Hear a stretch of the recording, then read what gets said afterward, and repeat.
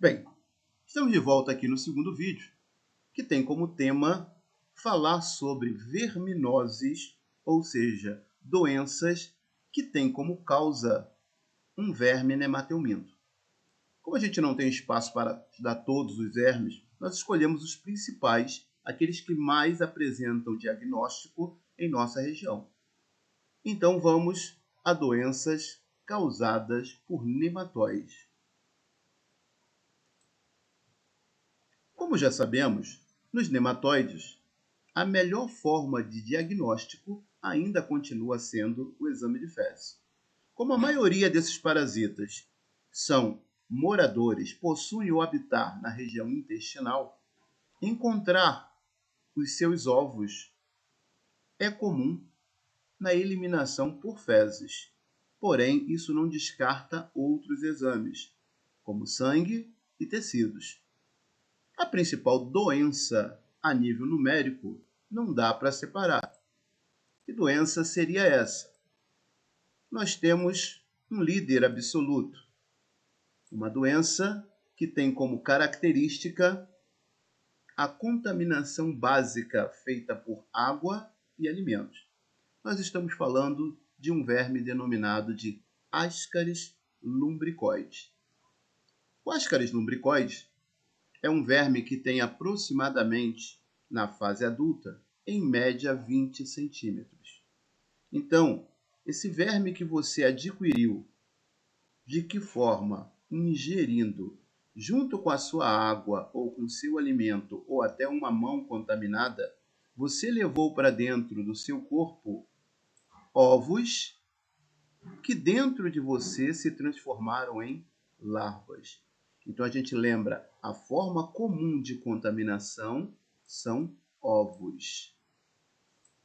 Os ovos do Ascaris lumbricoides têm uma característica comum, que é a formação de uma película grosseira ondulada, no qual protege o verme que se desenvolve aqui dentro. Então nós temos aqui um embrião de um verme que usa essa casca do ovo para se proteger, principalmente durante a ingestão pela passagem no estômago. Lembra que o estômago ele é sempre ácido, então ele tem a capacidade de destruir alguns ovos. Essa película protege para que a larva só se desenvolva no intestino. Ao se desenvolver, como ela é dioica, cada ovinho vai gerar ou um macho ou uma fêmea. Então lembre-se, esta forma refere-se à larva e esta outra forma refere-se ao ovo. Então vamos compreender de que se você ingere esse material dentro de você, esse ovinho eclode. Eclode aonde? O nosso verme ele tem preferência pela região intestinal. Porém, muitas vezes você encontra vermes que passam do padrão, daqueles 20 centímetros. E eu chego a encontrar vermes com 30 e às vezes 40 centímetros de comprimento. Quando isso acontece? Normalmente quando a ingestão não gerou acasalamento, ou seja, eu não tenho macho numa fêmea. Então esse verme, como está sozinho e não pode se reproduzir, ele tende a crescer demais. Então dentro da gente, eu preciso ter pelo menos macho e fêmea para que ocorra o acasalamento. Esses casais vão gerar muito mais ovos. Há uma ideia, uma fêmea chega a colocar 200 mil ovos.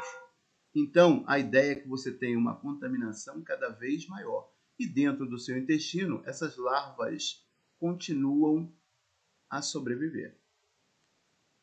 O casal gerando ovos, esses ovos vão ter como via direta serem eliminados através das fezes. Porém, quanto maior o número de ovos, possibilita o nascimento de novas larvas ainda dentro de você, o que leva você a uma infestação maior. Já que é possível ver um ovo de Ascaris visto ao microscópio.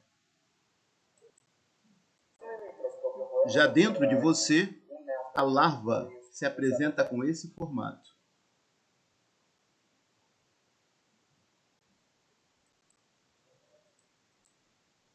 Já uma endoscopia permite ver dentro do intestino o verme vivendo. Então, repare aqui, nós temos um verme adulto dentro do intestino de alguém.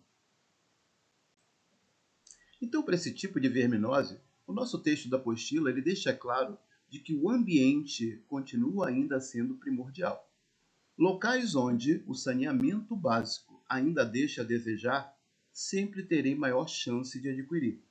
Porém, eu posso melhorar isso lavando bem os meus alimentos, cuidando principalmente da lavagem das mãos e da água e o alimento em que você vai consumir, filtrando, fervendo essa água.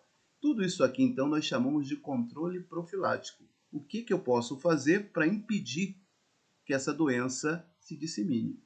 O que permite a gente já criar um pequeno ciclo. Eu já sei que é uma verminose do qual eu adquiro por ingestão, que eu adquiro através da ingestão de ovos e que dentro do meu intestino vão gerar vermes adultos que só se acasalarão se houver macho e fêmea. Logo, o índice de pobreza vai determinar oficialmente o índice de ascaridíase ou ascaridiose nessas regiões. Então, a pobreza não é a questão financeira, mas a questão habitacional e de consumo desse tipo de população. Na maioria dos gráficos, inclusive na nossa apostila, você vai notar que a maioria das vezes eu vejo como maior índice de pessoas contaminadas uma faixa entre 6 e 12 anos. Reparem, eu posso ter em qualquer idade. Mas por que o maior índice aqui? Um processo de higiene. Nós estamos trabalhando com um grupo onde essas crianças normalmente já estão de forma independente e têm contato direto com o ambiente, aonde eu posso ter valas negras, onde eu posso ter água contaminada. Por isso, o índice maior de ascaridiose ocorrer sempre nessa idade.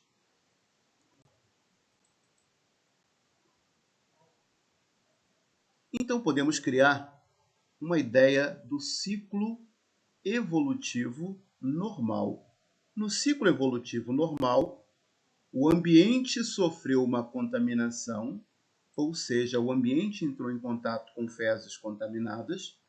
De alguma forma, os ovos presentes nessa amostra contaminou a água ou o alimento que alguém vai ingerir. Então, repare no nosso desenho que mesmo dentro do ovo, a larva vai evoluindo. É uma embriologia, ela vai desenvolvendo o corpo. Quando você ingere, você já está levando uma pequena larva no seu interior. Ela percorre o teu corpo, passa principalmente pelo estômago, aonde essas larvas evitam serem destruídas pela acidez e vão ficar na região intestinal. Vão se acasalar, gerar novos ovos que contaminam o ambiente novamente. Então, esse a gente chama de ciclo natural, o ciclo normal dessa doença. É um ciclo monoxênico. Eu não preciso de nenhum transmissor. Porém, além do ciclo natural, nós podemos citar ciclos alternativos. Ou seja, quando você está contaminado, quanto mais ovos presentes, maior o nível de contaminação, maior será o número de larvas geradas. E chega uma hora em que você tem uma sequência tão grande de vermes no interior intestinal que você chega a ter uma forma de bloqueio. A gente chama de obstrução intestinal. É tanto verme a se desenvolver, isso gera dores intensas, e a gente chama isso de obstrução intestinal. Então, as pessoas que estão acometidas dessa verminose costumam apresentar características que vão da diarreia até as dores abdominais.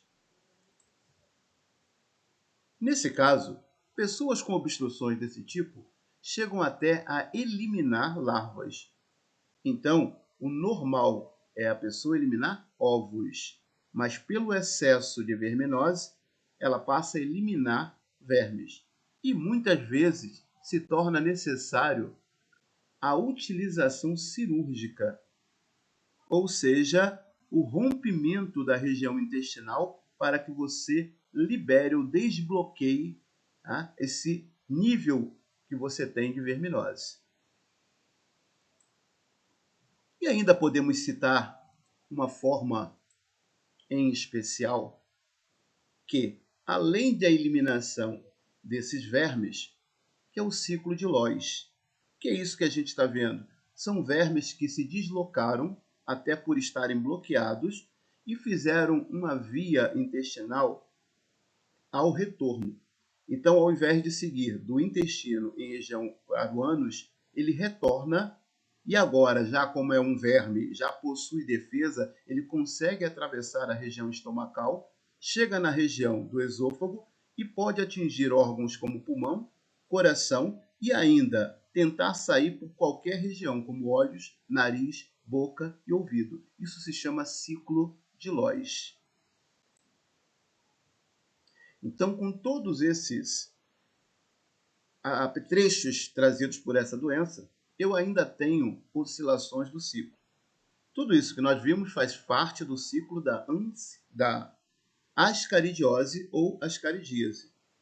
Porém, nós podemos ainda encontrar ciclos, tá, paralelos, como contaminação das mãos na boca, unha suja e etc.